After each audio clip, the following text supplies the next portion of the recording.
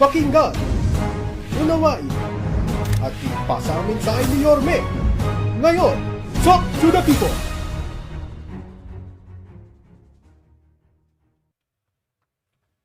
Hi, magandang umaga po mga batang Maynila, sa mga nanay ko, tatay ko at mga minamahal kong lolo at lola at yung mga taong dumadako sa Maynila. Sana po ay nasa mabuti kayong kalalagayan ngayong umaga, Lunes, March 2, 2026. Ito po ang inyong lingkod sa programang Talk to the People ng Manila Public Information Office.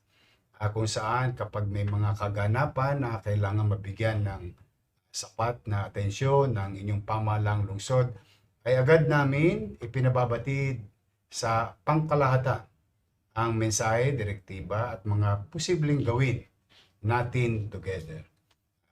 Muli po, ay kung hindi po kalabisan, ay ninanais at tinihiling ko sa bawat isa sa inyo, lalong-lalo na sa barangayan at mga kawani ng pamahalaang lungsod ng Maynila, na please do share this broadcast. Sa mga manonood, ay pakishare nyo na lamang po itong mahalagang mensahe ng inyong pamahalaang lungsod ng Maynila. Sa aking mga nanay at tatay at lolo at lola at mga batang Maynila, hindi po kaila sa mga nagdaang araw, especially over the weekend, ang sitwasyon sa gitnang silangan o Middle East. May mga pangyayari na hindi natin kontrolado, ngunit tayo ay magiging apektado. In fact, may mga announcement na rin po ang mga national government about sa paghahanda. Bilang paghahanda rin ng inyong pamahalaang lungsod ng Maynila, ngayon pong umagang ito ay nilagdaan ko po ang isang Executive Order number 7, Series of 2026. At ang nilalaman po nito ay babasahin ko po sa inyo for proper guidance, mano pa ng mga kawani ng pamahalaan at sa barangayan. Executive Order number 7, Series of 2026. An order instituting emergency measures to reduce fuel consumption in the city government of Manila in response to global fuel supply and price disruptions arising from the war in the Middle East and providing for its implementation, monitoring, and sanctions. Whereas on the ongoing armed conflict in the Middle East with the Operation Epic Fury in full effect, the joint US-Israel strike against Iran, which will eventually contribute in the significant global oil market volatility, supply disruption, and upward pressures and fuel prices with adverse effects on the national and local economy. And the fiscal position of the City of Manila. Very particular po. Kasi talagang tatamaan po talaga tayo. Whereas the country of Iran declared the blockade in Strait of Hormuz, thus the flow of 20% of the world's oil is physically blocked. Whereas the city government of Manila must act to protect public funds, maintain essential public services, and reduce exposure to fuel supply and price shocks by instituting immediate fuel conservation measures. Whereas the Republic Act number 7630 mandates the adoption of comprehensive program for the efficiency supply and economic use of energy consistent with the approved National Economic Plan. Whereas, under the Local Government Code of 1991 and other applicable laws, the local chief executive has the authority to issue executive orders for the proper and efficient administration of the city government affairs. Now, therefore, I, Francisco Escomoreno Domagoso, by virtue of the powers vested in me by the 1987 Philippine Constitution, the Local Government Code of 1991, and existing laws, do hereby order and direct the following. Section 1. Policy. It is the policy of the city government to conserve fuel, reduce fuel-related expenditures, ensure continuity of essential services, and foster energy-efficient operations across all city government offices, bureaus, and departments, with guaranteeing public safety and essential service delivery. Section 2. Objective. Achieve an immediate minimum fuel consumption by at least 50% in their respective offices, except as provided in Section 8 herein. Number 3, or Section 3. Scope. This order applies to all departments, bureaus and boards, and instrumentalities of the city government of Manila, including but not limited to motor vehicles, generators, heavy equipment, and fuel-using assets owned and leased and operated by the city. Section 4. Definition.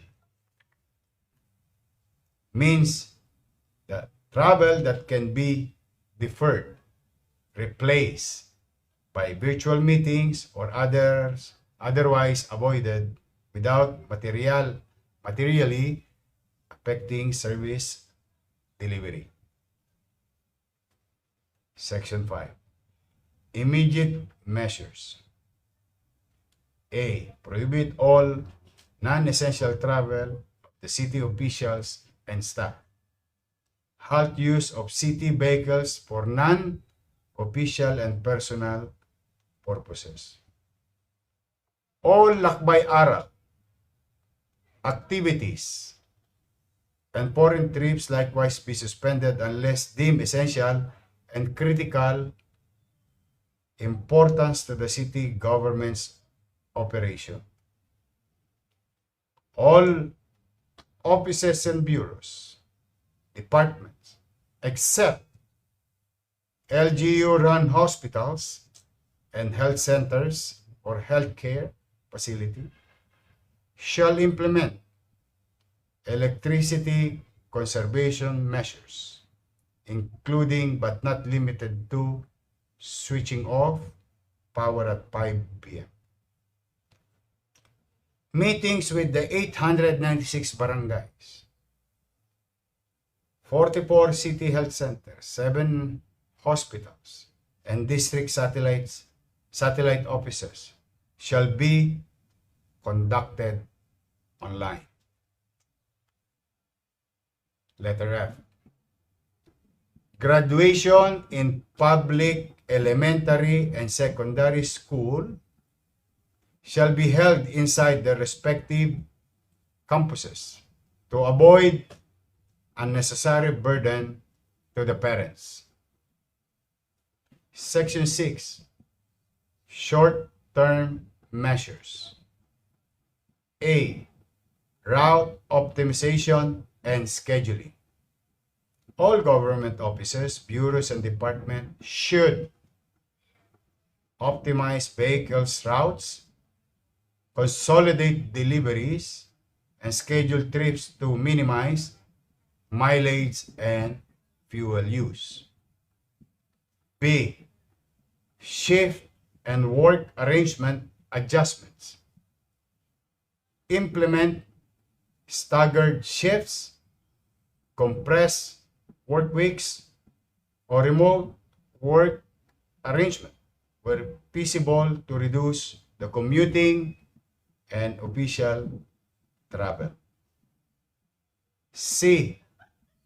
Energy conservation in facilities. Reduce non-essential light. Optimize HVAC, heating, ventilation, air conditioning. Set points and implement shutdown schedules for non-critical equipment in city-owned facility. Section 7. Exemptions. The prohibition and restriction in this order shall not apply to A. Emergency response vehicles and operations. Example, police, fire, ambulance, disaster response. B. Health services and operations necessary for public safety and welfare. C. Garbage collection and hauling. D.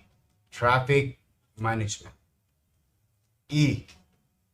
Any other functions designated by the mayor as essential. And F. Circumstances where fuel use is unavoidable to protect life, property, or critical infrastructure. Section 8. Enforcement and sanctions. Violation of the travel, vehicle use, and fuel use provisions by city employees shall be subject to administrative investigation and penalties in accordance with existing civil service rules and city personnel policies, which may include suspension of fuel privileges, reprimand, and other sanctions. B. Misuse and diversion of fuel shall be subject to disciplinary action. Section 9. Coordination with national agency or agencies.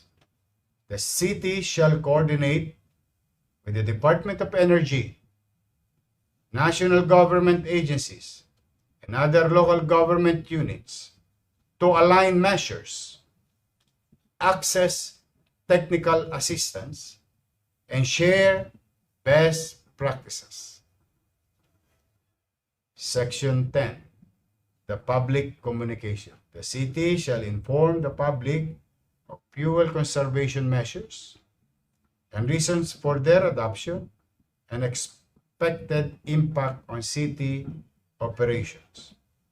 Agencies shall provide advance notice to public-facing services when these are affected.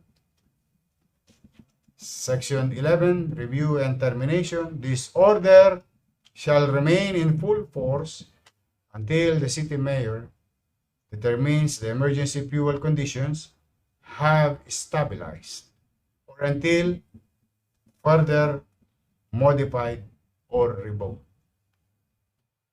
Section 12, Separability. All prior inconsistent orders and issuances or directives are considered repealed or modified accordingly, and the remaining provisions shall remain in full force and effect. Section 13 and last, effectivity. This order shall take effect immediately upon its signing, done this March 2, 2026 in the City of Manila. Yours truly, Yorme. Yan po mga kababayan, ang gagawin ng inyong pamahalaang lungsod upang makiayon tayo sa hamon ng panahon. At hinikayat ko din po ang mga kumpanya to come up with their own measures on how we cushion the socio-economic impact of this situation in the Middle East. This is our own little way to join the national government in its effort and advice and directives to save as many as we can with regard to fuel consumption or dependency on fuel. So, muli po sa inyong lahat, lalong-lalo na sa mga baranggayan, iwasan po muna natin ang mga bagay na hindi kapaki-pakinabang, lalo na kung ito'y kukonsumo ng mga gasolina. Sa mga private sector, ulitin ko po, ako po'y nananawagan sa inyo, tayo magkaisa, at nang sa ganoon naman, may awa ang Diyos, we will survive this.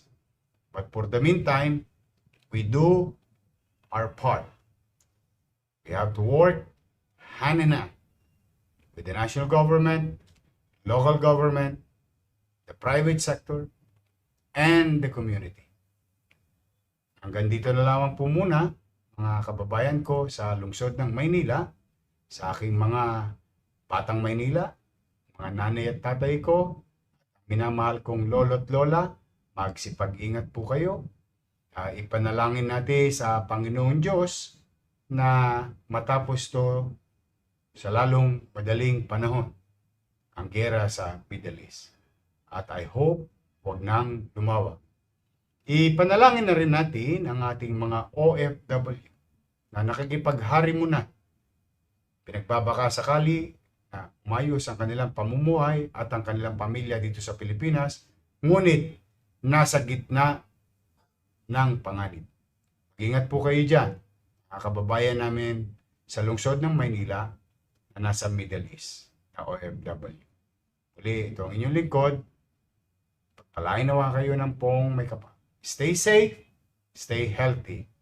Tabayanan ninyo ang mga susunod na aksyon ng lungsod ng Maynila. Magandang araw, please do share.